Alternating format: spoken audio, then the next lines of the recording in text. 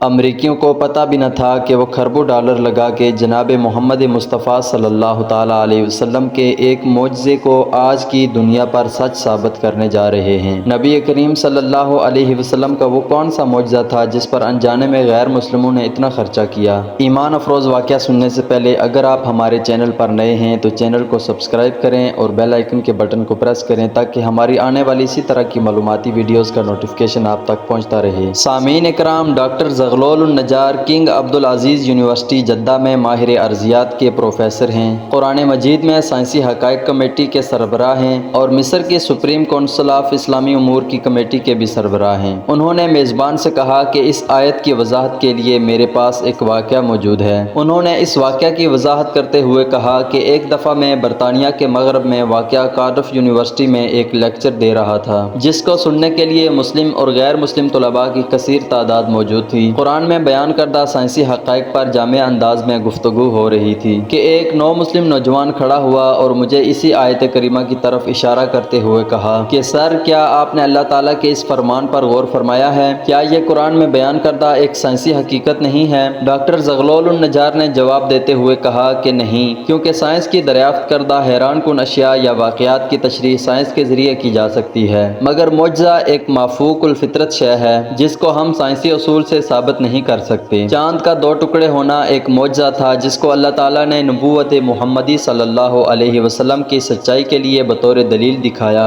حقیقی معجزات ان لوگوں کے لیے قطعی طور پر سچائی کی دلیل ہوتے ہیں جو ان کا مشاہدہ کرتے ہیں۔ ہم ان کو اس لیے معجزہ تسلیم کرتے ہیں کیونکہ ان کا ذکر قرآن و حدیث میں موجود ہے۔ اگر یہ ذکر قرآن و حدیث میں موجود نہ ہوتا تو ہم اس زمانے کے لوگ اس کو معجزہ تسلیم نہ کرتے۔ علاوہ ازیں ہمارا اس پر بھی ایمان ہے کہ اللہ ہر چیز پر قدرت رکھتا ہے۔ پھر انہوں نے چاند کے دو ٹکڑے ہونے کے واقعے کو بیان کرتے ہوئے کہا کہ احادیث کے مطابق ہجرت سے 5 سال قبل قریش کے کچھ لوگ حضور صلی اللہ تعالیٰ علیہ وسلم کے پاس آئے اور انہوں نے کہا کہ اگر آپ واقعی اللہ کے سچے نبی ہیں تو ہمیں کوئی معجزہ دکھائیں۔ حضور صلی اللہ تعالیٰ علیہ وسلم نے ان سے پوچھا کہ آپ لوگ کیا چاہتے ہیں؟ انہوں نے ناممکن کام کا خیال کرتے ہوئے کہا کہ اس چاند کے دو ٹکڑے کر دو۔ چنانچہ حضور صلی اللہ تعالیٰ علیہ وسلم نے چاند کی طرف اشارہ کیا اور چاند کے دو ٹکڑے ہو گئے، حتیٰ کہ لوگوں نے ہیرا پہاڑ کو اس کے درمیان دیکھا، یعنی اس کا ایک ٹکڑا پہاڑ کے اس طرف اور ایک ٹکڑا اس طرف ہو گیا۔ ابن مسعود رضی اللہ تعالیٰ عنہ فرماتے ہیں کہ سب لوگوں نے اسے بخوبی دیکھا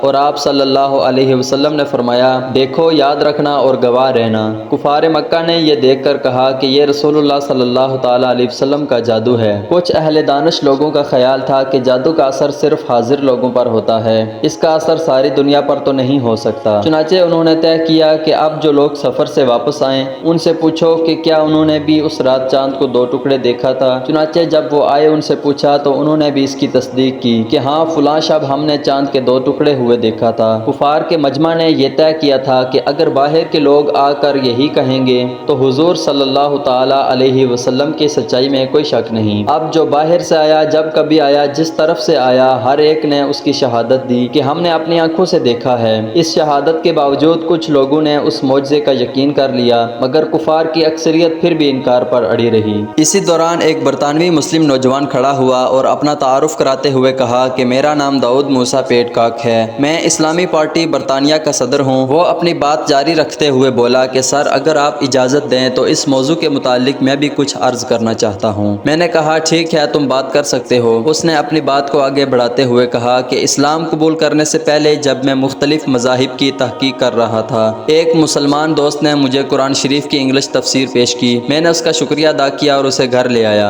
گھر آ کر جب میں نے قرآن کو کھولا تو سب سے پہلے میری نظر جس صفحے پر پڑی وہ یہی سورۃ القمر کی ابتدائی آیات تھی۔ ان آیات کا ترجمہ اور تفسیر پڑھنے کے بعد میں نے اپنے آپ سے کہا کہ کیا اس بات میں کوئی منطق ہے؟ کیا یہ ممکن ہے کہ چاند کے دو ٹکڑے ہوں اور پھر آپس میں دوبارہ جڑ جائیں؟ وہ کون سی طاقت تھی کہ جس نے ایسا کیا؟ ان آیات کریمہ نے مجھے اس بات پر آمادہ کیا کہ میں قرآن کا مطالعہ برابر جاری رکھوں۔ کچھ عرصے کے بعد میں اپنے گھریلو کاموں میں مصروف ہو گیا، مگر میرے اندر سچائی کو جاننے کی تڑپ کا اللہ تعالیٰ کو خوب علم تھا۔ یہی وجہ ہے کہ خدا کا کرنا ایک دن ایسا ہوا کہ میں ٹی وی کے سامنے بیٹھا ہوا تھا۔ ٹی وی پر ایک باہمی مذاکرے کا پروگرام چل رہا تھا جس میں ایک میزبان کے ساتھ 3 امریکی ماہرین فلکیات بیٹھے ہوئے تھے۔ ٹی وی شو کا میزبان سائنسدانوں پر الزامات لگا رہا تھا کہ اس وقت جب کہ زمین پر بھوک، افلاس، بیماری اور جہالت نے ڈیرے ڈالے ہوئے ہیں، آپ لوگ بے مقصد خلا میں دورے کرتے پھر رہے ہیں۔ جتنا روپیہ آپ ان کاموں پر خرچ کر رہے ہیں وہ اگر زمین پر خرچ کیا جائے تو کچھ اچھے منصوبے بنا کر لوگوں کی حالت کو بہتر بنا سکتے ہیں۔ بحث میں حصہ لیتے ہوئے اور اپنے کام کا دفاع کرتے ہوئے ان تینوں سائنسدانوں کا کہنا تھا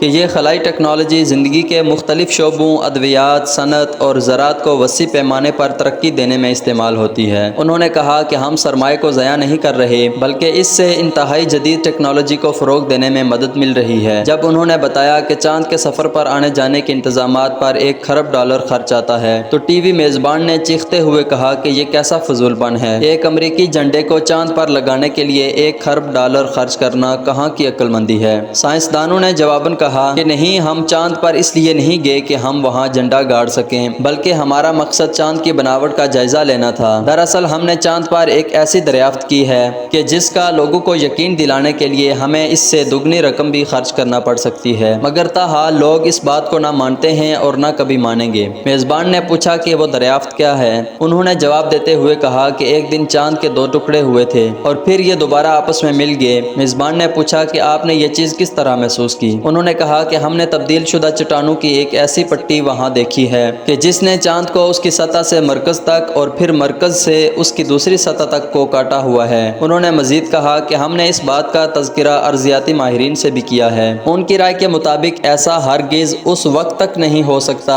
کہ کسی دن چاند کے 2 ٹکڑے ہوئے ہوں اور پھر دوبارہ آپس میں جڑ بھی گئے ہوں۔ برطانوی مسلم نوجوان نے بتایا کہ جب میں نے یہ گفتگو سنی تو اپنی کرسی سے اچھل پڑا اور بے ساختہ میرے منہ سے نکلا کہ اللہ نے امریکیوں کو اس کام کے لیے تیار کیا کہ وہ کھربوں ڈالر لگا کر مسلمانوں کے معجزے کو ثابت کریں، وہ معجزہ کہ جس کا ظہور آج سے 1400 سال قبل مسلمانوں کے پیغمبر کے ہاتھوں ہوا۔ میں نے سوچا کہ اس مذہب کو ضرور سچا ہونا چاہیے۔ میں نے قرآن کو کھولا اور سورۃ القمر کو پھر پڑھا۔ در حقیقت یہی سورت میرے اسلام میں داخلے کا سبب بنی۔ اللہ تعالی ہم سب کو دین اسلام سمجھنے اور اس پر عمل پیرا ہونے کی توفیق عطا فرمائے۔ آمین یا رب العالمین۔